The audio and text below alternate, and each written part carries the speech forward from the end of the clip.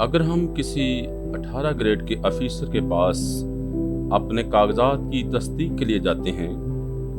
تو اصلی کاغذات کا ہونا لازمی ہوتا ہے، جس کو دیکھ کر کاپی کیے ہوئے یا موجودہ کاغذات کی سچائی کی تصدیق کی جاتی ہے۔ اگر آفیسر اصلی کاغذات کو دیکھے بغیر کاپی یا موجودہ کاغذات کی تصدیق کر دے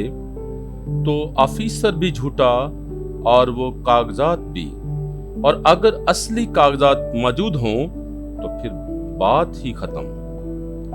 اب یہ مسئلہ مسلمانوں کو ہی حل کرنا ہے کہ قرآن کی سورۃ العمران 3:3 کے مطابق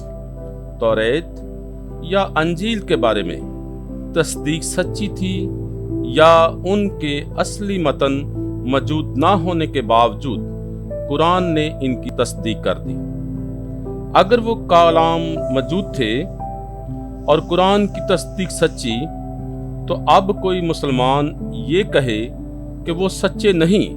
تو وہ قرآن کا انکار کریں گے۔ اگر وہ اصلی موجود نہیں تھے اور قرآن نے تصدیق کر دی تو اس آفیسر کی طرح قرآن نے جھوٹ بولا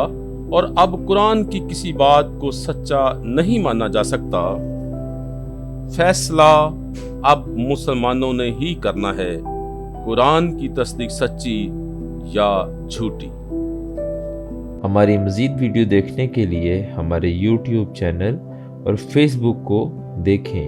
اور اپنی غلط فہمی دور کرنے کے لیے ہمارے اس جی میل اور ہمارے اس واٹس